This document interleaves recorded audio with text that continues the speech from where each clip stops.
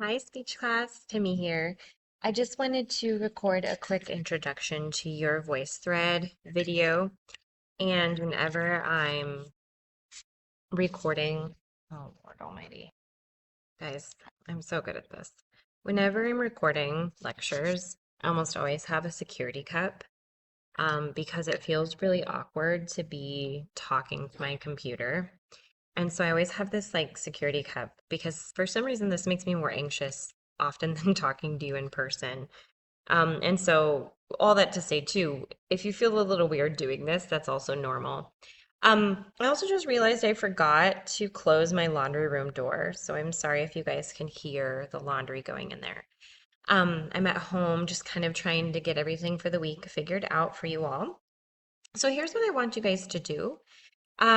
First of all, I do want to give you just a quick tutorial on VoiceThread as much as I can from right here.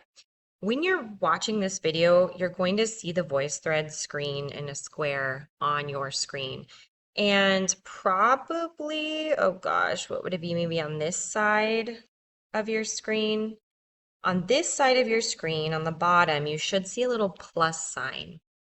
That plus sign, if you click it after you've watched my video, if you click that plus sign, you should see a few little icons. So you're going to see like one that has a T, and that's if you want to type text in as your post. You're going to see one that looks like a microphone, and that one's just to do audio recording, so it's just going to record your voice. I think there's one with like a little padlock icon, and that one's like if you want to just reply privately instead of reply to the entire group. You probably won't use that one very often. And then there's one, and this is the one I really want you to know about. It's the video camera one.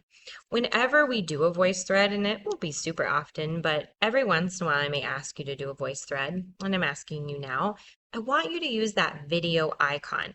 I think it's really important to use the video because I think it makes it feel a lot more, one, I guess, like public speaking, but two, it feels like a class discussion. It feels like we're able to see each other and read each other's emotions off of our faces. So I really want you to use that video icon. So you hit that plus, probably this side, I don't know. You hit the plus, then you choose the video, and it usually will count you down.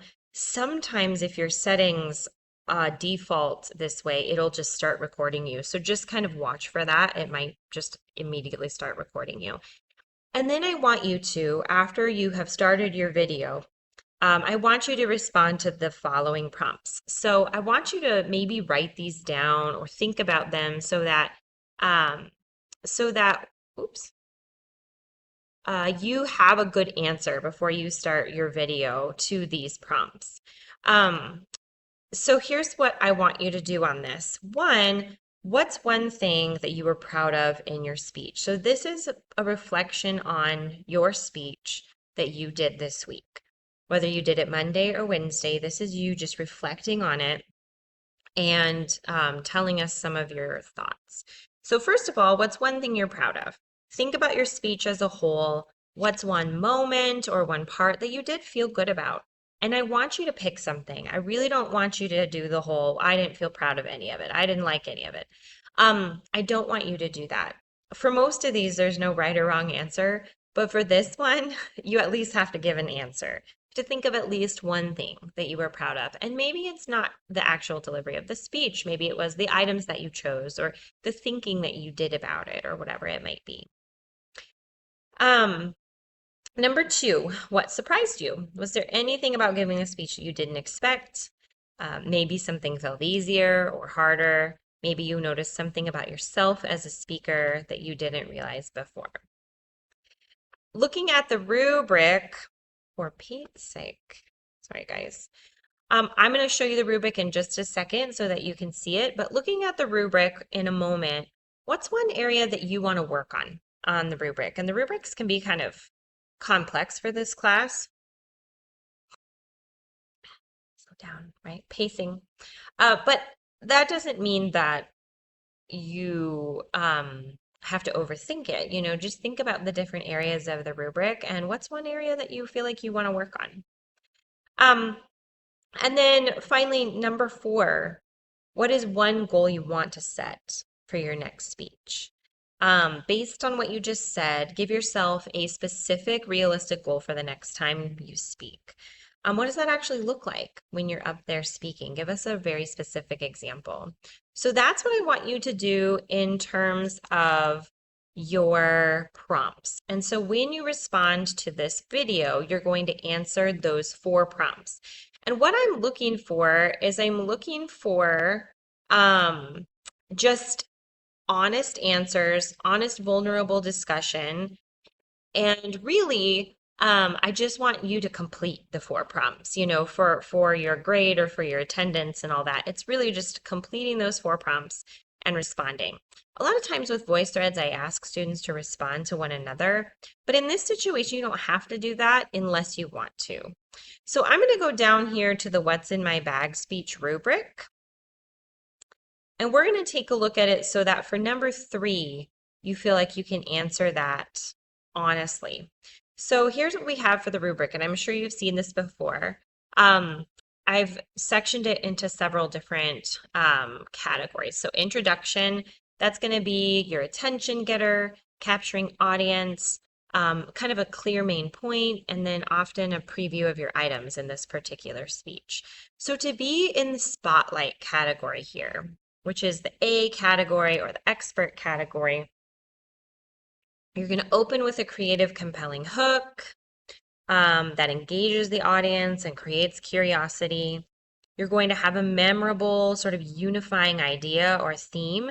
And one thing that I'm thinking about is one speech that I heard this week about how sort of the unifying theme or the thesis was sometimes we can learn more about a person through their objects than words can describe or something like that. I didn't nail it, but I remember that sort of overarching thought. And then the preview of items. Okay. The body of the speech is where you present the items. Each item then reveals something meaningful about the speaker, and there's some detail and explanation for each item.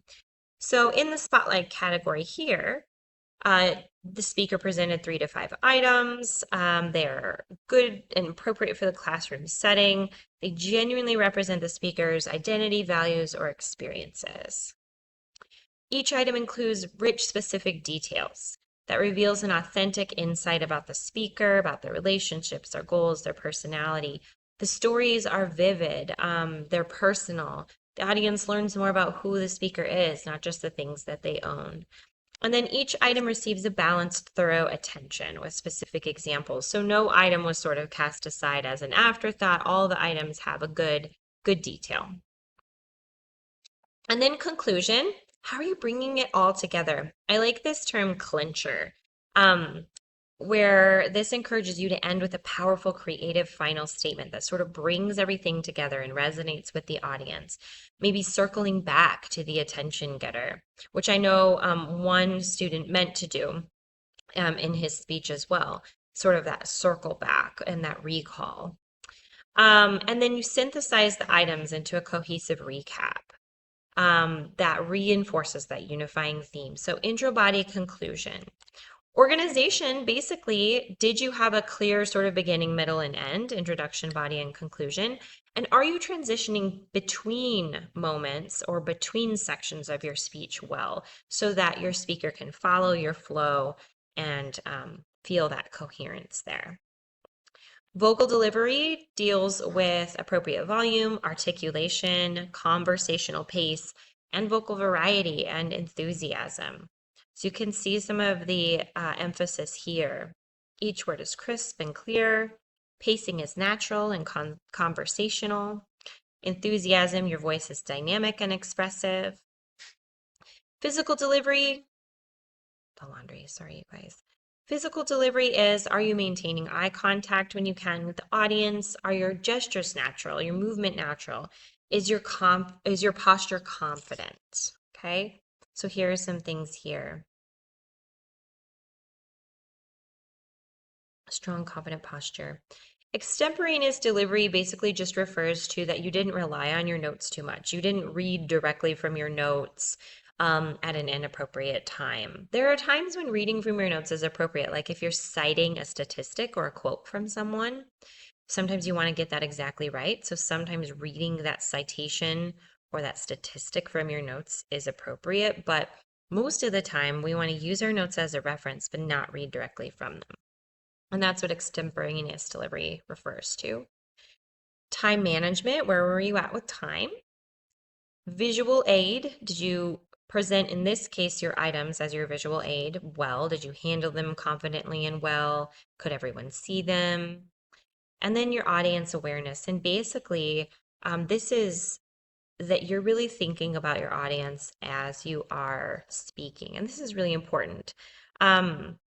Demonstrate sophisticated awareness of college classroom context with content and language choices appropriate for inclusive for diverse peers. Skillfully connects personal items to universal themes and emotions that resonate with classmates, balancing this is my story with here's why it might affect you. And so that's really bringing your audience into it. Even when we're doing something that's like, what's in my bag? How can we reach out and sort of connect with our audience? And that's what this is all about. So that is your rubric for number 3 as you are considering your prompts. Be thinking about what's one area that you want to work on and then make yourself a goal, number 4, for what you want your next speech to look like. Okay, so there's your prompts. I want you to just respond to all 4 prompts as your activity for today. Reach out with any questions that you have and let me know if you need anything. Okay, thanks.